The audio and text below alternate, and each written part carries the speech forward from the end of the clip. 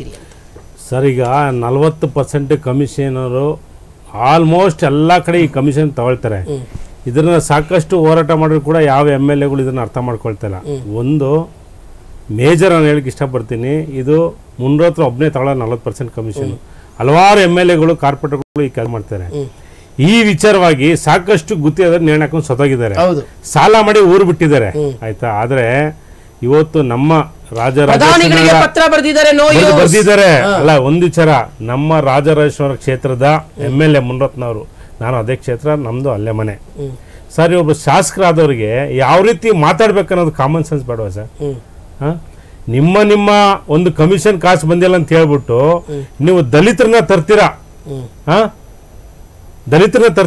ಅವ್ರು ಮಾತಾಡಿರೋ ಮಾತು ನೀವು ಆಡಿಯೋದಲ್ಲಿ ಕೇಳಿಸ್ಕೊಂಡಿದ್ರಲ್ಲ. 70,000 ಜನ ದಲಿತರಿದ್ದೇವೆ ಈ ಕ್ಷೇತ್ರದಲ್ಲಿ.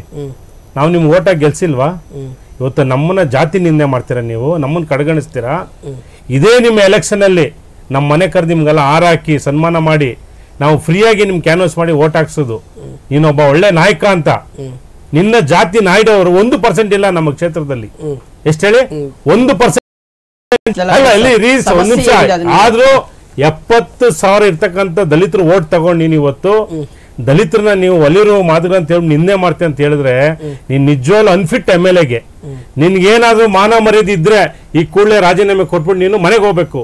ಇಲ್ಲ ಅಂದ್ರೆ ನಾವು ಯಾವ ಕಾರಣಕ್ಕೂ ನಿನ್ನ ಮಾತ್ರ ಸುಮ್ಮನೆ ಬಿಡಲ್ಲ. ಒಂದು ಆಮೇಲೆ ಸರ್, ದೊಡ್ಡ ನಟೋರಿಯಸ್ ಸರ್, ಯಾರಾದ್ರೂ ಮುಂದತ್ರ ವಿರುದ್ಧ ಮಾತಾಡಿದ್ರೆ ಇಮಿಡಿಯೇಟ್ ಆಗಿ ರೌಡಿ ಶೀಟ್ ಓಪನ್ ಮಾಡೋದು, ಕೇಸ್ ಹಾಕೋದು, ಹುಡುಗರ ಕಳಿಸಿ ಮನೆಗೆ ನುಗ್ಗಿ ಹೊಡ್ಸೋದು, ಇದೇ ಕೆಲಸ ಮುನ್ರತ್ತಂದು, ಆಯ್ತಾ ಸರ್.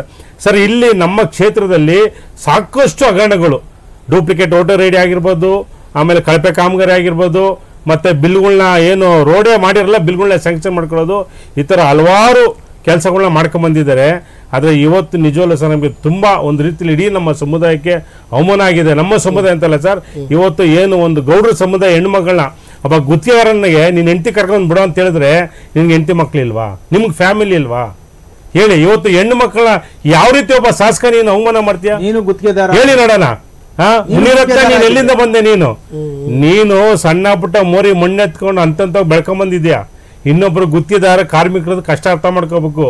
ಇವತ್ತು ದಲಿತರು ಇಲ್ಲ ಅಂದ್ರೆ ಬಹುಶಃ ಇನ್ನು MLA ಸಾಧ್ಯನೇ ಇಲ್ಲ.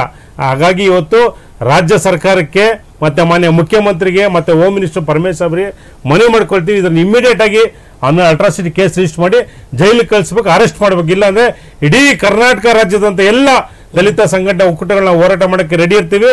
ಮತ್ತೆ ಮುನಿರತ್ನವ್ರ ಮನೇನ ಮುತ್ತಿಗೆ ಹಾಕ್ತೀವಿ. ದಯವಿಟ್ಟು ಮಾನ್ಯ ಮುಖ್ಯಮಂತ್ರಿಗಳು, ಹೋಮ್ ಮಿನಿಸ್ಟರ್ ಕೂಡಲೇ ಅರೆಸ್ಟ್ ಮಾಡಿ.